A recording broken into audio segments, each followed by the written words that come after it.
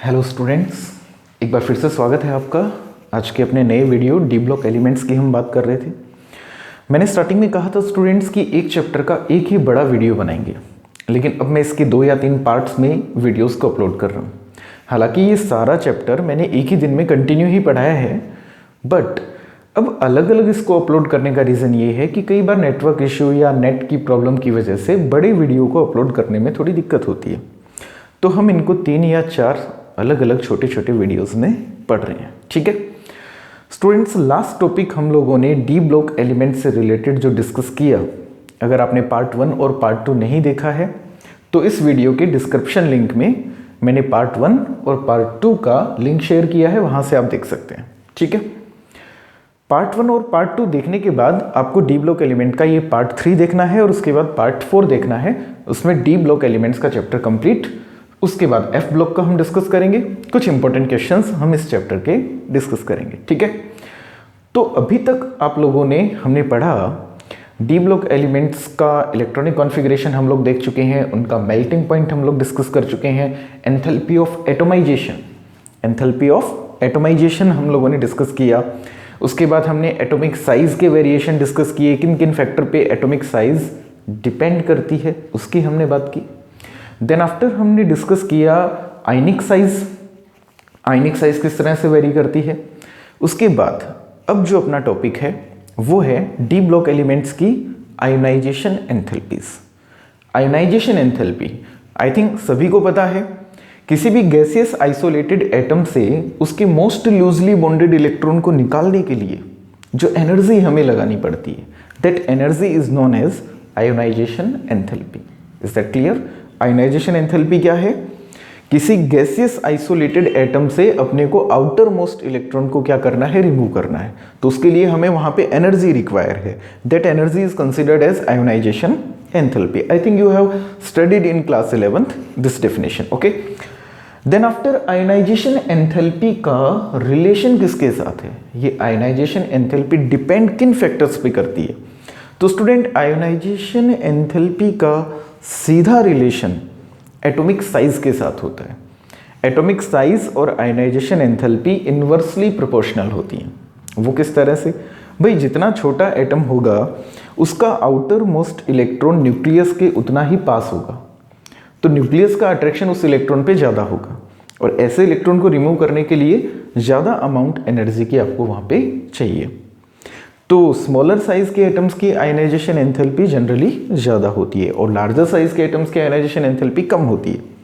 But हम लोगों ने जब डी ब्लॉक में 3D सीरीज़ की बात की, 4D किसी भी एक सीरीज़ में जब हम देखते हैं ट्रेंड, तो एटॉमिक साइज में कोई खास डिफरेंस नहीं होता।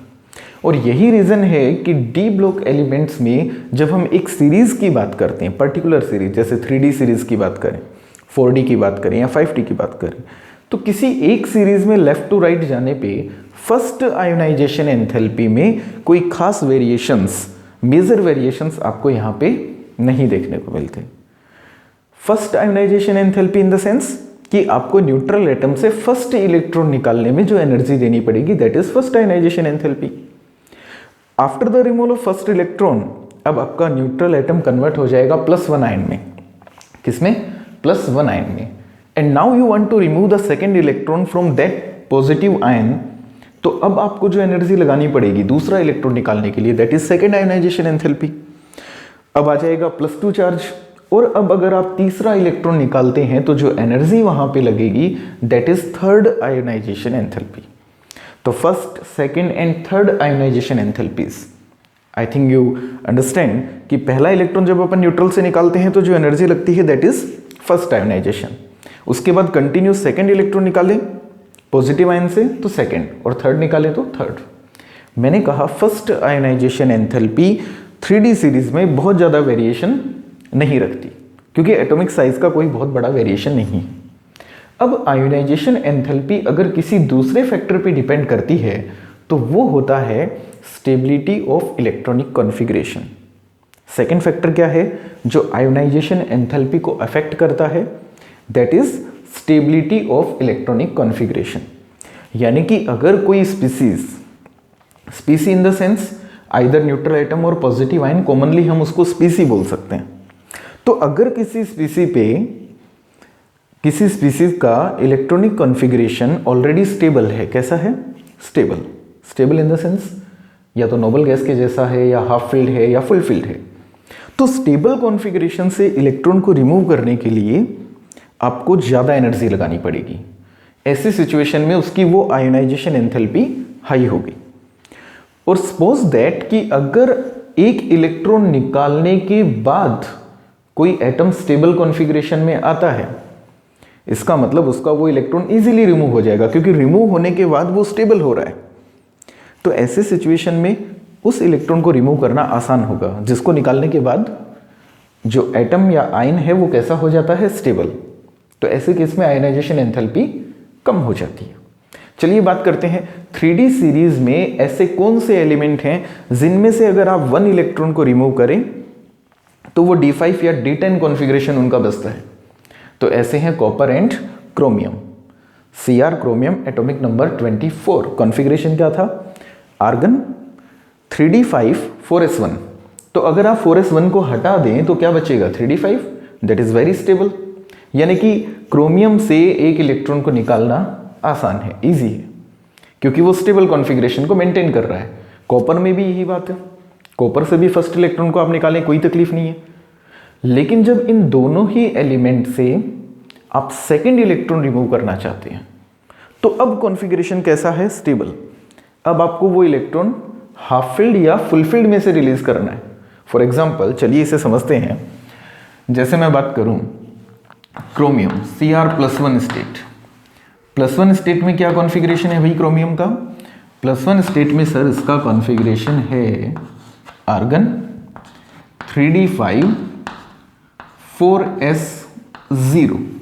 कैसा कॉन्फ़िगरेशन है? आप बोलेंगे सर ये तो हाफ फिल्ड स्टेबल कॉन्फ़िगरेशन है। कैसा कॉन्फ़िगरेशन है? Half filled. कैसा कॉन्फ़िगरेशन है ये? स्टेबल। तो क्या अब मैं इसमें से जब second electron, first electron remove हो चुका है, +1 चार्ज, यानी कि 1 इलेक्ट्रॉन हम इसमें से क्या कर चुके हैं? रिमूव। कहां से किया? 4s1 था, उसको अपन ने हटा दिया। अब क्या बचा? 3D5। अब इस 3D5 में से आप सेकेंड इलेक्ट्रॉन रिमूव करना चाहते हैं and that is very stable configuration, so you require large amount of energy. तो कोई आपसे पूछे कि भाई क्रोमियम में सेकेंड आयोनाइजेशन एंथैल्पी हाई है, कौन सी ionization enthalpy?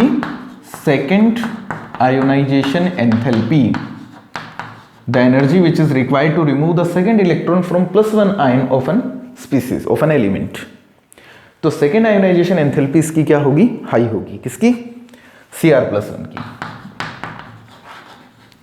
Similar condition for copper. Cu+1 state में कॉन्फ़िगरेशन होता है इसका कैसा? Argon 3D10 3D10 and 4s0. Now if you want to remove the second electron from the copper, then you have to remove the electron from 3D. तो वो electron आपको कहां से निकालना पड़ेगा? 3D10 में से। और 3D10 कैसा कॉन्फ़िगरेशन है? Stable, fulfilled stable configuration. तो यहां पे कॉपर का सेकेंड आयोनाइजेशन एंथैल्पी की वैल्यू भी क्या हो गई? बहुत ज्यादा हो गई। क्लियर है ये बात? जब इलेक्ट्रॉन निकालने पे स्टेबल आता है तो इलेक्ट्रॉन इजीली रिमूव होता है, यानी कि आयोनाइजेशन एंथैल्पी कम होती है। और जब स्टेबल में से इलेक्ट्रॉन निकालना है तो एनर्जी ज़्यादा चाहिए, आयोनाइजेशन एंथैल्पी की वैल्यू क्या हो जाती है? हाई हो जाती है। क्लियर है ये बात? Okay fine.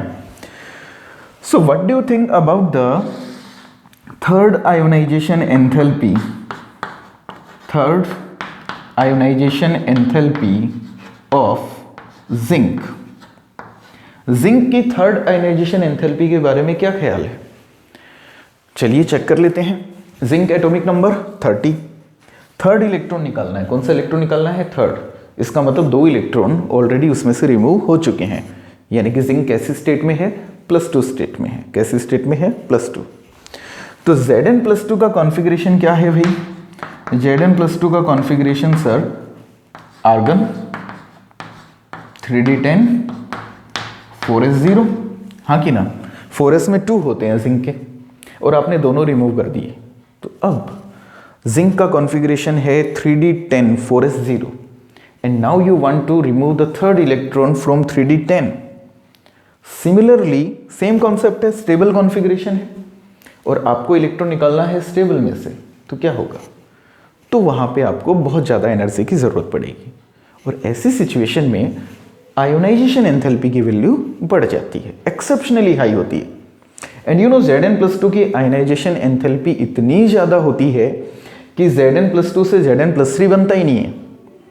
I think you have never seen Zn+3 compound.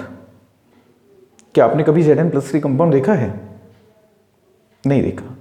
यानी कि Zn+2 से +3 स्टेट में जाता ही नहीं है, क्योंकि इसकी आयोनाइजेशन एंथैल्पी की वैल्यू बहुत ज़्यादा है। और क्यों ज़्यादा है? क्योंकि थर्ड इलेक्ट्रॉन इसमें रिमूव करना है 3d10 से। अब आपके दिमाग में क्वेश्चन आ रहा होगा कि सर कॉपर तो +2 स्टेट में जाता है, यस और नो? बहुत अच्छा क्वेश्चन है, एनसीईआरटी बुक का शानदार क्वेश्चन है कि एक्वस सॉल्यूशन में Cu+2 मोर स्टेबल होता है। Cu+2 in aqueous form is more stable compare than Cu+1, तो ऐसा क्यों? हम तो कह रहे हैं कि कॉपर +1 से सेकंड इलेक्ट्रॉन निकालने के लिए आयोनाइजेशन एंथैल्पी हाई है, तो फिर कॉपर +2 क्यों बनाता है? जिंक तो +3 नहीं बना रहा है कि नहीं? Because the reason behind this कि एक तो देखिए जिंक से जब थर्ड इलेक्ट्रॉन निकालना है तो जिंक का न्यूक्लियर अट्रैक्शन फोर्स ज़्यादा है, बिकॉज जिंक एटॉमिक नंबर 30, उसके न्यूक्लियस में प्रोटॉन ज़्यादा है तो उसका अट्रैक्शन ज़्यादा है। तो यहाँ पे आयोनाइजेशन एंथैल्पी थर्ड इसकी कॉपर की सेकेंड आयोनाइजेशन से ज़्यादा है। दूसरी बात, ये जब Cu+2 आयन एक्वस सॉल्यूशन में जाता है, कहाँ जाता है? एक्वस सॉल्यूशन में। ध्यान रखना, आयोनाइजेशन एंथैल्पी में हम गैसियस स्पीसीज से इलेक्ट्रॉन निकाल रहे हैं। यहां पे मैं बात कर रहा हूं कॉपर +2 स्टेबल है, लेकिन कब? जब वो एक्वस फॉर्म में हो। एक्वस फॉर्म में मतलब कॉपर +2 बना गैसियस स्टेट में, उसके बाद एक स्टेप और बढ़ गया, उसका हाइड्रेशन का स्टेप और बढ़ गया, तो कॉपर +2 एक्वस फॉर्म में ज्यादा स्टेबल है। What is the reason behind this? And the reason is that कि कॉपर +2 के लिए हाइड्रेशन एंथैल्पी की वैल्यू ज्यादा होती है। कौन सी एंथैल्पी? Hydration enthalpy. अब आप बोलेंगे सर ये कौन सी नई एंथैल्पी आ गई? डियर स्टूडेंट देखिए, चलिए मैं यहाँ पे समझाता हूँ। मान लो ये कोई गैसियस आयन है। कैसा आयन है? गैसियस। गैसियस मतलब आयन है और गैसियस फॉर्म में है। अब इस आयन को आपने वाटर में ऐड किया या वाटर में ये गया तो इसका हाइड्रेशन होगा। क्या होगा? हाइड्रेशन। वो कैसे होता है सर? वो ऐसे होता है कि वाटर मॉलिक्यूल्स आयन के साथ अट्रैक्शन फोर्स से जुड़ते हैं और जब ये प्रोसेस होती है तो एनर्जी रिलीज होती है। इस प्रोसेस को कहते हैं हाइड्रेशन। क्या कहते हैं? हाइड्रेशन। और इस प्रोसेस के दौरान ड्यूरिंग द हाइड्रेशन जो एनर्जी रिलीज होती है उसको कहते हैं हाइड्रेशन एंथैल्पी। क्या कहते हैं? Hydration enthalpy. और जब एनर्जी रिलीज होती है, आपको पता है केमिस्ट्री में low energy more stability, less energy more stability. जितनी एनर्जी रिलीज हो रही है तो अच्छी बात है। तो जब कोई आयन एक्वस फॉर्म में जाता है तो हाइड्रेशन प्रोसेस में एनर्जी रिलीज होती है और उस एनर्जी के रिलीज होने से उस आयन की स्टेबिलिटी हाइड्रेशन में या एक्वस फॉर्म में बढ़ती है। कॉपर +2 आयन की हाइड्रेशन एंथैल्पी ज़्यादा होती है, यानी कि कॉपर +1 से +2 में कन्वर्ट हुआ तो एनर्जी लगी, बहुत ज़्यादा लगी, क्योंकि कॉपर +1 से इलेक्ट्रॉन निकालना डिफिकल्ट था, इसकी सेकेंड आयोनाइजेशन एंथैल्पी ज़्यादा थी। लेकिन फिर भी कॉपर +1 से +2 में कन्वर्ट होता है एक्वस सॉल्यूशन में, क्योंकि कॉपर +2 जब हाइड्रेशन फॉर्म में जाएगा तो वो एनर्जी रिलीज करेगा और इतनी रिलीज करेगा कि वो इसको कंपेंसेट कर देगा। यानी कि +1 से +2 में जाते वक्त जो एनर्जी लग रही है उस एनर्जी की भरपाई जब कॉपर +2 का हाइड्रेशन होगा तब हो जाएगी और कॉपर +2 हाइड्रेशन एंथैल्पी रिलीज करने के बाद स्टेबल हो जाएगा। That is Y copper +2 is more stable in aqueous solution. ठीक है, और यही रीजन है कि कॉपर +1 को जब एक्वस सॉल्यूशन में रखते हैं तो ये कॉपर +2 में कन्वर्ट हो जाता है। इतनी एनर्जी रिक्वायर होने के बाद भी हो जाता है, क्योंकि एक बार एनर्जी लगेगी, लेकिन जब कॉपर +2 का हाइड्रेशन होगा तो वो एनर्जी कंपनसेट करेगी, स्टेबिलिटी को मेंटेन करेगी। ठीक है, हम लोग बात कर रहे हैं आयोनाइजेशन एंथैल्पी की। मैंने कहा जिंक की थर्ड आयोनाइजेशन एंथैल्पी कैसी होगी? हाई। जिंक से तीसरा इलेक्ट्रॉन निकालना डिफिकल्ट, वेरी वेरी डिफिकल्ट। लेकिन आपको पता है एक ऐसा भी एलिमेंट है 3D सीरीज का जिसमें थर्ड इलेक्ट्रॉन को रिमूव करना बहुत आसान होता है, क्योंकि थर्ड इलेक्ट्रॉन रिमूव करने के बाद उस एलिमेंट का कॉन्फ़िगरेशन आर्गन के जैसा स्टेबल हो जाता है, जस्ट लाइक नोबल गैस। क्या आप बता सकते हैं वो कौन सा एलिमेंट है 3D सीरीज का जिसमें से थर्ड इलेक्ट्रॉन रिमूव करने के बाद वो नोबल गैस कॉन्फ़िगरेशन को ऑब्टेन कर लेता है? बिल्कुल, आपने सही सोचा। डेफिनेटली वो एलिमेंट कौन सा है? स्कैंडियम। कौन सा है? स्कैंडियम। स्कैंडियम एटॉमिक नंबर है स्टूडेंट्स, स्कैंडियम एटॉमिक नंबर है 21। कॉन्फ़िगरेशन इसका हम लोगों ने पढ़ा है argon 3d1 4s2। And you know very well, if this scandium release its all 3 electrons, कौन से 3 इलेक्ट्रॉन? 2 इलेक्ट्रॉन s वाले, 1 इलेक्ट्रॉन d वाला, टोटल कितने? 3। अगर ये तीनों इलेक्ट्रॉन रिमूव कर दे तो इसका कॉन्फ़िगरेशन बचेगा कैसा? Just like argon which is a noble gas. That is why the third ionization enthalpy of scandium is very low. And you know, scandium always किसी भी कंपाउंड में अपने +3 स्टेट में मिलता है। कौन से स्टेट में मिलता है? +3। स्कैंडियम का ऑक्सीडेशन नंबर ऑलवेज किसी भी कंपाउंड में कितना होगा? +3। क्योंकि Sc+3 में, क्योंकि स्कैंडियम में +3 स्टेट में कॉन्फ़िगरेशन किसके जैसा? Noble gas, very stable. भाई ये तीनों इलेक्ट्रॉन चले गए तो अब कॉन्फ़िगरेशन किसके जैसा बचा? आर्गन के जैसा, 3d 0 4s 0, very stable configuration. तो थर्ड इलेक्ट्रॉन को रिमूव करना स्कैंडियम में बहुत आसान है, very easy. Is that clear? Okay, तो हमने यहाँ पे बात की आयनाइजेशन एंथैल्पी के कुछ एग्जांपल्स लेकर के कि आयनाइजेशन एंथैल्पी साइज पे तो डिपेंड करता ही है, उसके साथ साथ किस पे डिपेंड करता है?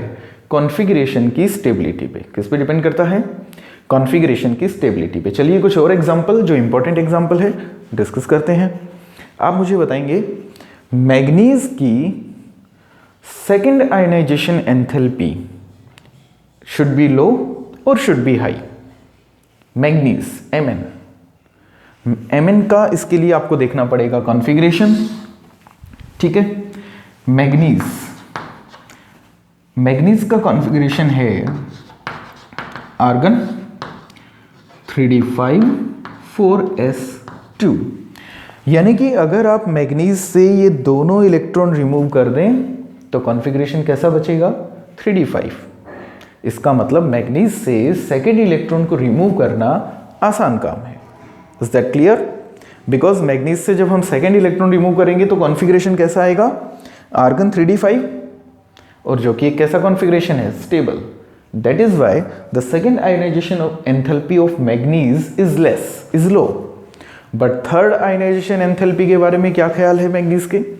थर्ड का मतलब Mn+2 बन गया, Mn+2 बन गया, कॉन्फ़िगरेशन कैसा हो गया? आर्गन 3d5 और 4s0। अब इलेक्ट्रॉन किस में से निकालना है?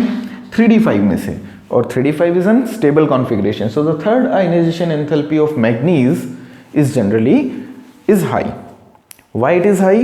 Because मैग्नीज +2 आयन में 3d5 कॉन्फ़िगरेशन होता है जो स्टेबल होता है, और हमने कहा कि स्टेबल कॉन्फ़िगरेशन से इलेक्ट्रॉन को रिमूव करना डिफिकल्ट है और that step require large amount of energy.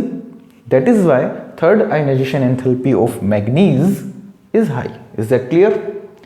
तो हमने यहाँ पे बात की आयनाइजेशन एंथैल्पीज की। एक ऐसा एलिमेंट जिसमें, चलिए यहाँ पे बात कर लेते हैं। वैसे तो हम ऑक्सीडेशन नंबर में इन सब की बात करेंगे दोबारा से। किसमें? ऑक्सीडेशन नंबर, ठीक है। तो नेक्स्ट हमारा टॉपिक ऑक्सीडेशन नंबर रहने वाला है। आयनाइजेशन एंथैल्पीज की स्टूडेंट्स हमने यहाँ पे बात की। किस बेस पे? आयनाइजेशन एंथैल्पी या तो डिपेंड करती है साइज पे, या किस पे डिपेंड करती है? कॉन्फ़िगरेशन की स्टेबिलिटी पे। किस पे डिपेंड करती है? कॉन्फ़िगरेशन की स्टेबिलिटी पे। स्टेबल कॉन्फ़िगरेशन है तो उसमें से इलेक्ट्रॉन निकालना डिफिकल्ट, और अगर इलेक्ट्रॉन निकालने पे स्टेबल आता है तो आयनाइजेशन एंथैल्पी उस स्टेप के लिए क्या हो जाती है? कम हो जाती है। क्लियर है स्टूडेंट्स? तो चलिए चाहे तो इन इंपॉर्टेंट एग्जांपल्स का आप स्क्रीनशॉट ले सकते हैं, अदरवाइज वीडियो को 2-3 बार देखेंगे तो आपको ये चीज़ें समझ आएंगी कि किसकी फर्स्ट आयनाइजेशन एंथैल्पी ज़्यादा है, किसकी सेकंड ज़्यादा है। क्लियर है ये बात? ओके, कोई दिक्कत नहीं है। चलिए, अगर मैं आपसे पूछूं third ionisation enthalpy, third ionisation मतलब तीसरा इलेक्ट्रॉन निकालने के लिए जो एनर्जी चाहिए वो मैग्नीज और आयरन में किसके लिए ज़्यादा होगी? तो ज़्यादा देखिए मैग्नीज के लिए बहुत ज़्यादा होगी, क्योंकि आपको पता है मैग्नीज में 2 इलेक्ट्रॉन निकालने के बाद D5 बचता है, थर्ड इलेक्ट्रॉन D5 से निकालना है तो बहुत ज़्यादा एनर्जी चाहिए। लेकिन आयरन के केस में अगर मैं बात करूं तो आयरन Fe+2 स्टेट में, Fe+2 स्टेट में कॉन्फ़िगरेशन क्या होगा? आर्गन, और आर्गन के बाद 3d6 4s0। Fe+2 2 इलेक्ट्रॉन कहाँ से गए? S में से, और D में कितने हैं अब? 6। थर्ड इलेक्ट्रॉन अगर अपन आयरन का यहां से रिमूव करते हैं तो अब कैसा कॉन्फ़िगरेशन ऑब्टेन करेगा? D5, यानी कि थर्ड इलेक्ट्रॉन निकालने पे स्टेबल हो रहा है। That is why third ionisation enthalpy of Fe iron is less than manganese, is less than manganese. तो समझ में आई ये बातें? नेक्स्ट टॉपिक हम डिस्कस करेंगे अब कौन सा? Oxidation number of D block elements. Clear है?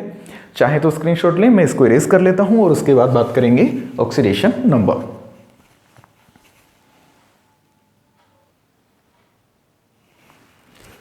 हाँ तो स्टूडेंट्स, तो हम यहां पे बात करेंगे अब किसकी? Oxidation number, D block elements. Students, you know what is oxidation number? किसी भी कंपाउंड में कोई स्पीसीज पे, किसी पर्टिकुलर एटम पे जो चार्ज आता है उस चार्ज को हम ऑक्सीडेशन नंबर बोलते हैं।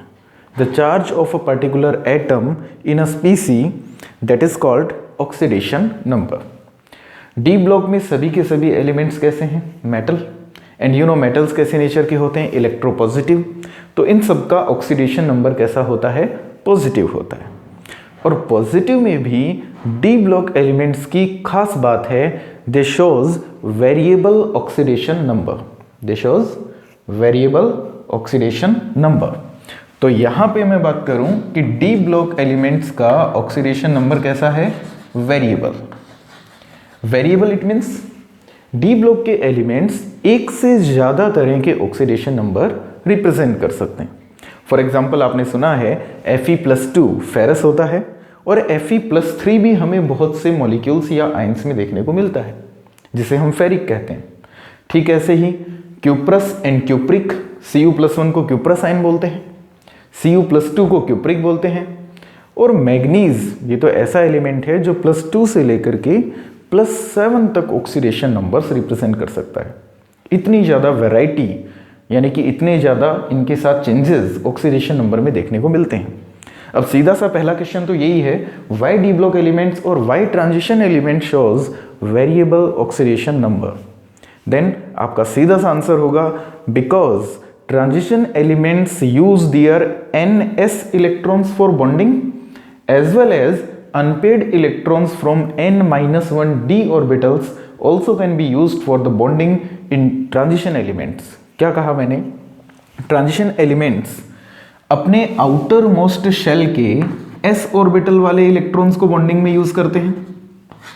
इसके साथ साथ आउटर मोस्ट से अंदर वाले शेल यानी कि n-1 d ऑर्बिटल्स में जो अनपेयर्ड इलेक्ट्रॉन्स हैं उनको भी ये बॉन्डिंग में यूज करते हैं। अकॉर्डिंग टू रिक्वायरमेंट s वाले इलेक्ट्रॉन्स आउटर मोस्ट शेल के s ऑर्बिटल के इलेक्ट्रॉन्स को बॉन्डिंग में यूज करेंगे, साथ ही साथ उससे अंदर वाले शेल के d ऑर्बिटल्स में जो अनपेयर्ड इलेक्ट्रॉन्स होते हैं उनको भी ये बॉन्डिंग में यूज करते हैं। तो ये अपने ऑक्सीडेशन नंबर में क्या ला सकते हैं? वैरायटी ला सकते हैं, और उसको अपन कहते हैं variable oxidation number. So why transition element shows variable oxidation number? Because they can use their electrons from outermost shell s orbital as well as they can use the electrons of d orbitals of n-1 shell for the bonding। लेकिन n-1 d में से कौन से electron को ये bonding में use कर सकते हैं? Only unpaired, only unpaired. जैसे जिंक के पास d में 10 इलेक्ट्रॉन है, लेकिन जिंक अपने उन 10 इलेक्ट्रॉन में से किसी को भी बॉन्डिंग में यूज नहीं करता, क्योंकि वो सभी के सभी इलेक्ट्रॉन्स कैसे हैं? पेयर्ड है। मैग्नीज के पास D में 5 इलेक्ट्रॉन हैं और सभी अनपेयर्ड हैं, इसलिए मैग्नीज का ऑक्सीडेशन नंबर +7 तक जाता है, यानी कि इनका मैक्सिमम ऑक्सीडेशन नंबर क्या होगा, ns ऑर्बिटल में जो इलेक्ट्रॉन्स हैं वो प्लस n-1d में अनपेयर्ड इलेक्ट्रॉन है वो, ये सम जिसके लिए ज्यादा होगा उस एलिमेंट का मैक्सिमम ऑक्सीडेशन नंबर उतना ही होगा। और मैग्नीज के लिए कितना है, मैग्नीज के s ऑर्बिटल में 2 इलेक्ट्रॉन, n-1d में कितने 5 और पांचों कैसे अनपेयर्ड, तो 5 + 2 कितना +7। तो दूसरा क्वेश्चन, मैग्नीज या 3D सीरीज में सबसे ज्यादा ऑक्सीडेशन नंबर रिप्रेजेंट करने वाला एलिमेंट कौन सा है, तो मैग्नीज है। कहां तक रिप्रेजेंट करता है, +7 तक। 1 बाय 1 डिस्कस करते हैं। चलिए सबसे पहले बात करेंगे स्कैंडियम। वैसे मैं बता दूं पूरे डी ब्लॉक में +8 तक ऑक्सीडेशन नंबर भी रिप्रेजेंट करते हैं और ऐसा एलिमेंट है ओस्मियम, OS। ठीक है, चलिए बात करते हैं सबसे पहले स्कैंडियम। डियर स्टूडेंट्स, मैंने कहा था स्कैंडियम ऑलवेज कैसा ऑक्सीडेशन नंबर रिप्रेजेंट करेगा, +3। अभी अभी हमने बात की थी। ऐसा क्यों, क्योंकि स्कैंडियम +3 स्टेट में क्या कर लेता है, नोबल गैस कॉन्फ़िगरेशन को ऑब्टेन कर लेता है। किसके जैसा हो जाता है, आर्गन के जैसा। कॉन्फ़िगरेशन क्या हो जाता है स्कैंडियम +3 का, जस्ट लाइक आर्गन, और बचता है 3D में 0, 4s में 0। That is why scandium always shows +3 oxidation state. And you know scandium के +3 स्टेट में जितने भी कंपाउंड हैं सभी कैसे मिलेंगे, कलरलेस। कैसे मिलेंगे, कलरलेस। कलर कैसे जनरेट होता है नेक्स्ट टॉपिक है, हम पढ़ेंगे, लेकिन मैं आपको बता दूं स्कैंडियम +3 स्टेट में कलरलेस कंपाउंड बनाएगा हमेशा। रीजन, क्योंकि इसके पास कोई भी अनपेयर्ड इलेक्ट्रॉन नहीं है, सभी के सभी इलेक्ट्रॉन कैसे हैं, पेयर्ड हैं, और कलर तब जनरेट होता है जब अनपेयर्ड इलेक्ट्रॉन प्रेजेंट हो। ठीक है, बात करें टाइटेनियम की, टाइटेनियम +2 स्टेट रिप्रेजेंट करता है, लेकिन टाइटेनियम +4 स्टेट में बहुत ज्यादा स्टेबल होता है। टाइटेनियम की +4 स्टेट वेरी स्टेबल। सिंपल सा रीजन है, क्योंकि टाइटेनियम में से अगर 4 इलेक्ट्रॉन रिमूव हो जाएं तो उसका कॉन्फ़िगरेशन भी किसके जैसा बचेगा, आर्गन के जैसा। सिंपल है, लेट अस सी। टाइटेनियम का कॉन्फ़िगरेशन क्या है भाई, आर्गन। 3D में कितने इलेक्ट्रॉन्स, 2, 4s में कितने 2। +4 स्टेट का मतलब है 4 इलेक्ट्रॉन निकालने हैं। After the removal of these 4 electrons it remains just like argon which is very stable configuration. तो टाइटेनियम कौन सी स्टेट में स्टेबल है, +4 में, लेकिन +4 के साथ साथ +2 स्टेट भी रिप्रेजेंट करता है। वेनेडियम +2, +3, +4 एंड +5 तक रिप्रेजेंट करता है। क्यों, क्योंकि वेनेडियम में 3D3, 3 तो अनपेयर्ड है D में, और 2 S वाले, मैक्सिमम कहां तक जा सकता है, +5 तक। क्रोमियम मैक्सिमम कहां तक जा सकता है, +6 तक, क्योंकि S में 1 होता है, D में 5 इलेक्ट्रॉन है, पांचों अनपेयर्ड हैं। अगर सभी को भी यूज करेगा तो क्रोमियम कहां तक पहुंचेगा, +6 तक। लेकिन क्रोमियम के केस में स्टूडेंट्स एक बहुत खास बात यह है, क्रोमियम +3 स्टेट में मोर स्टेबल, ज्यादा स्टेबल होता है। आप बोलेंगे सर ऐसा +3 स्टेट में क्या हो गया क्रोमियम के, तो चलिए चेक करते हैं। क्रोमियम +3 स्टेट में कॉन्फ़िगरेशन क्या है, आर्गन, 3D, और 4s की बात करेंगे, 4s में 1 होता है, चला गया 0, D में 5 होते हैं, उसमें से 2 चले गए तो कितने बचे, 3। क्रोमियम की +3 स्टेट में कॉन्फ़िगरेशन है 3D3, फिर भी ये हाईली स्टेबल है। ये तो 3D5 भी नहीं है, आप बोलेंगे सर ये तो हाफ फिल्ड भी नहीं है, फुल फिल्ड भी नहीं है। बट डियर स्टूडेंट्स, जब आप कोऑर्डिनेशन कंपाउंड चैप्टर पढ़ेंगे, चैप्टर 9, तो आपको पता चलेगा कि जो 5D ऑर्बिटल्स होते हैं वो कंपाउंड फॉर्मेशन के टाइम 2 ग्रुप्स में स्प्लिट हो जाते हैं, और स्प्लिट होकर के जो 5D ऑर्बिटल्स हैं अब ये 2 ग्रुप में बट जाते हैं। एक ग्रुप होता है 3 ऑर्बिटल का, इस ग्रुप को कहते हैं T2Z ऑर्बिटल्स। क्या कहते हैं, T2Z। और जो हायर एनर्जी में चले जाते हैं 2 ऑर्बिटल, उनको कहते हैं EZ ऑर्बिटल्स। क्या कहते हैं, EZ। क्रोमियम में D3 कॉन्फ़िगरेशन, यानी कि इसके D ऑर्बिटल्स में कितने इलेक्ट्रॉन है, 3। ये तीनों इलेक्ट्रॉन लो एनर्जी वाले T2Z ऑर्बिटल्स में चले जाते हैं। तो देखिए, एक तो T2Z की एनर्जी क्या है, कम, लो एनर्जी वाले ऑर्बिटल में इलेक्ट्रॉन्स हैं। दूसरा, तीनों T2Z ऑर्बिटल्स में 1 1 1 3 इलेक्ट्रॉन है, हाफ फिल्ड भी हो गया। भाई 3 ऑर्बिटल हैं तो हाफ फील्ड में 3 इलेक्ट्रॉन, फुल फील्ड में 6। इस वजह से क्रोमियम +3 स्टेट में स्टेबल होता है। अब ये T2G इजी वाला कॉन्सेप्ट आपको कोऑर्डिनेशन कंपाउंड वाले चैप्टर में जब हम CFT पढ़ेंगे तब अच्छे से समझ आएगा। क्लियर है ये बात? अभी इसको लेकर के टेंशन नहीं लेना है। तो क्रोमियम की हमने बात की, कौन सी स्टेट में स्टेबल है? +3 स्टेट में स्टेबल है। क्यों? क्योंकि इसके D3 कॉन्फ़िगरेशन में तीनों इलेक्ट्रॉन T2Z ऑर्बिटल्स में चले जाते हैं। ठीक है, क्लियर है ये बात? पूरी 3D सीरीज में क्रोमियम एंड कॉपर दो ऐसे एलिमेंट हैं जो +1 स्टेट भी रिप्रेजेंट करते हैं। कौन सी? +1। ओनली क्रोमियम एंड कॉपर कौन सी स्टेट रिप्रेजेंट कर सकते हैं? +1, क्योंकि इनके S में कितने इलेक्ट्रॉन होते हैं? 1। क्रोमियम में होता है 4s1 3d5 और कॉपर में क्या होता है? 4s1 3d10। तो हाफ फील्ड फुल फील्ड मिल जाएगा, इसलिए कॉपर एंड क्रोमियम पे +1 स्टेट भी आ सकती है। स्कैंडियम ऐसा एलिमेंट है जो वेरिएबल ऑक्सीडेशन नंबर शो नहीं करता। वेरिएबल शो नहीं करता मतलब इसके ऑक्सीडेशन नंबर में कोई वैरायटी नहीं है। कैसा स्टेट है? ऑलवेज +3। क्यों? क्योंकि +2 में रहने से तो अनस्टेबल कॉन्फ़िगरेशन D1 बच जाता, और अगर तीनों रिलीज कर दिए तो अब बचा किसके जैसा? आर्गन के जैसा। तो यहां पे ऑक्सीडेशन नंबर में वेरिएशन नहीं है। ऐसा ही एक और एलिमेंट है जिसका ऑक्सीडेशन नंबर भी वेरिएबल नहीं होता। क्या आप बता सकते हैं वो कौन सा है? वो एलिमेंट है जिंक। क्या है? Zinc. Zinc always shows +2 oxidation state, only +2, there is no variety. Reason? क्योंकि जिंक की +2 स्टेट में कॉन्फ़िगरेशन कैसा हो जाता है? जिंक के +2 स्टेट में कॉन्फ़िगरेशन होता है आर्गन 3d10 4s0 स्टेबल। तो जिंक ऑलवेज कौन सी स्टेट में रहेगा?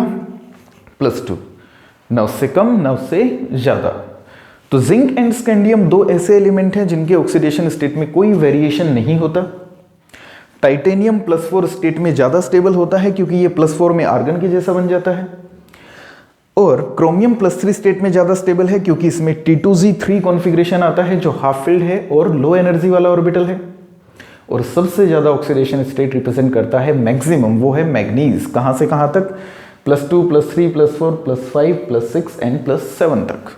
लेकिन मैग्नीज अपनी +7 या हायर ऑक्सीडेशन स्टेट सिर्फ कुछ लिमिटेड एलिमेंट्स के साथ ही रिप्रेजेंट कर पाता है। यानी कि मैग्नीज +5 +6 +7 ये वाली स्टेट तब रिप्रेजेंट करता है जब इसके कंपाउंड होते हैं फ्लोरीन या ऑक्सीजन के साथ। किसके साथ? फ्लोरीन या ऑक्सीजन। क्योंकि fluorine and oxygen highly electronegative element हैं, स्मॉल साइज के एलिमेंट हैं, स्ट्रॉन्ग बॉन्ड बनाते हैं जिससे इनके क्रिस्टल की लैटाइस एंथैल्पी ज्यादा होती है और इनसे बनने वाले क्रिस्टल ज्यादा स्टेबल होते हैं या कंपाउंड ज्यादा स्टेबल होते हैं। फिर भी अगर कोई आपसे पूछे कि मैग्नीज, क्या मैग्नीज +7 स्टेट फ्लोरीन के साथ रिप्रेजेंट करेगा, तो आंसर होगा नो।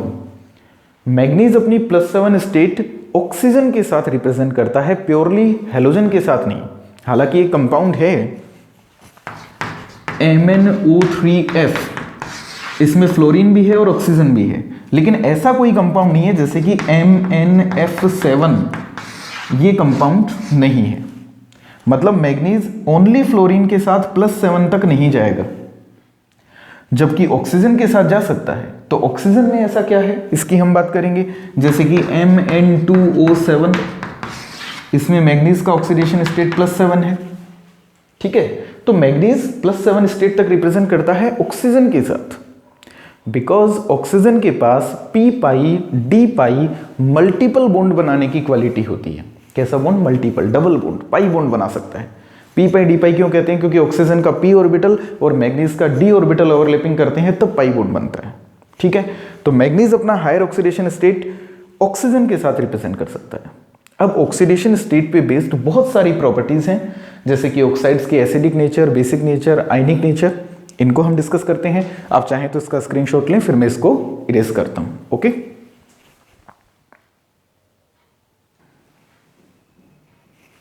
हाँ तो स्टूडेंट्स, यहां पे हम बात कर रहे हैं ऑक्सीडेशन नंबर पे बेस्ड कुछ प्रॉपर्टीज की। जैसे मैंने लिखा है, ionic character is directly proportional to the, inversely proportional to the oxidation number. Generally ये ट्रेंड्स हमें मेटल ऑक्साइड्स में देखने को मिलते हैं। फॉर एग्जांपल जैसे मैं यहाँ पे लिखता हूँ मैग्नीज के कुछ ऑक्साइड्स MnO, Mn2O3 या सीधे सीधे MnO4 लिख लेते हैं, MnO4, ठीक है, Mn2O4, MnO3, Mn2O7, ठीक है। तो यहां पे कुछ कंपाउंड्स मैंने लिखे हैं, oxides of manganese MnO। MnO में मैग्नीज का ऑक्सीडेशन नंबर स्टूडेंट्स कितना है? +2। Mn2O4 की अगर हम बात करें तो Mn2O4 में मैग्नीज का ऑक्सीडेशन नंबर है +4। MnO3 की बात करें तो यहाँ पे मैग्नीज का ऑक्सीडेशन नंबर +6 है, और Mn2O7 में मैग्नीज का ऑक्सीडेशन नंबर +7 है। यानी कि इन ऑक्साइड्स में मेटल का पॉजिटिव ऑक्सीडेशन स्टेट बढ़ता जा रहा है। और यहाँ पे ट्रेंड हमारे पास क्या है? Ionic character is inversely proportional to oxidation number. यानी कि अगर आपसे पूछा जाए कि इन ऑक्साइड्स में हाईएस्ट आयनिक नेचर का ऑक्साइड कौन सा है, तो कोई भी मेटल अपनी लोअर ऑक्सीडेशन स्टेट में आयनिक कंपाउंड बनाती है, और जब उसका ऑक्सीडेशन स्टेट बढ़ता है तो कंपाउंड्स की कोवलेंट नेचर बढ़ती जाती है। यानी कि सबसे ज्यादा आयनिक कंपाउंड वो होगा जिसमें ऑक्सीडेशन नंबर क्या होगा? कम। तो हाईएस्ट आयनिक कैरेक्टर यहां पे किसका है? MnO का। और जब हम लेफ्ट टू राइट इधर जा रहे हैं, इस तरफ जा रहे हैं, तो आयनिक कैरेक्टर यहां पे क्या होता जा रहा है? आयनिक कैरेक्टर यहां पे डिक्रीज हो रहा है। सबसे ज्यादा आयनिक कौन? MnO मैग्नीज ऑक्साइड, और Mn2O7 लिस्ट आयनिक यहां पे ऑक्साइड है। Oppositely covalent character oxidation number बढ़ने से बढ़ता है। तो यहां पे सबसे ज्यादा कोवलेंट कैरेक्टर किसमें है? अगर बात की जाए इन ऑक्साइड्स में सबसे ज्यादा कोवलेंट नेचर का कौन सा कंपाउंड है? तो Mn2O7 highest covalent in nature. Ionic character क्या हो रहा है? ऑक्सीडेशन नंबर बढ़ने से डिक्रीज हो रहा है, कोवलेंट कैरेक्टर इंक्रीज हो रहा है। And then after if we talk about the basic nature and acidic nature, students generally आप लोगों ने सुना है कि मेटल ऑक्साइड्स कैसे होते हैं? बेसिक होते हैं। नॉन मेटल ऑक्साइड्स एसिडिक होते हैं। लेकिन मेटल ऑक्साइड्स में भी अगर मेटल का ऑक्सीडेशन नंबर हाईली पॉजिटिव है तो वो बेसिक की जगह कैसा हो जाएगा? एसिडिक। यानी कि लेफ्ट टू राइट जाने पे सबसे ज्यादा बेसिक ऑक्साइड यहाँ पे कौन सा है? बेसिक नेचर का ऑक्साइड यहाँ पे कौन सा है? जिसका ऑक्सीडेशन नंबर मिनिमम है। यानी कि मैग्नीज ऑक्साइड में Mn का ऑक्सीडेशन नंबर +2 है, तो ये हाईली बेसिक है। और जब इधर जाते हैं तो बेसिक कैरेक्टर क्या हो रहा है? डिक्रीज, और एसिडिक कैरेक्टर बढ़ रहा है। तो लेफ्ट टू राइट आने पे अगर मैं यहाँ पे लिखना चाहूँ तो बेसिक नेचर यहाँ पे ऑक्साइड्स की क्या हो रही है? डिक्रीज, और एसिडिक नेचर यहाँ पे ऑक्साइड्स की इंक्रीज हो रही है। ठीक है, तो ये कुछ ट्रेंड्स जनरली मेटल ऑक्साइड्स में हमें देखने को मिलते हैं। और मेटल ऑक्साइड्स में जब मेटल का ऑक्सीडेशन नंबर बढ़ता है तो बेसिक कैरेक्टर उसका क्या होता है? डिक्रीज, एसिडिक कैरेक्टर इंक्रीज होता है। साथ ही साथ बात करें आयनिक कैरेक्टर डिक्रीज होता है और कोवलेंट कैरेक्टर बढ़ता है। तो मैग्नीज का प्योरली कोवलेंट ऑक्साइड यहाँ पे Mn2O7 है, और MnO प्योरली कैसा ऑक्साइड है? इसका आयनिक ऑक्साइड है। Not only with manganese, other D block elements में, अदर डी ब्लॉक के जो मेटल्स हैं उनके ऑक्साइड में भी ये ट्रेंड आपको देखने को मिलेगा। जैसे क्रोमियम +6 स्टेट में जो ऑक्साइड बनाएगा वो ऑक्साइड कोवलेंट नेचर का होगा as well as acidic character का होगा, जबकि क्रोमियम की +2 स्टेट में जो ऑक्साइड बनेगा जैसे CrO वो कैसी नेचर का होगा? बेसिक नेचर का होगा और आयनिक कैरेक्टर का होगा। ठीक है, तो यहाँ पे हमने बात की अभी तक की इस क्लास में, इस वीडियो में आपने ऑक्सीडेशन स्टेट और इससे पहले आपने पढ़ा आयनाइजेशन एंथैल्पी।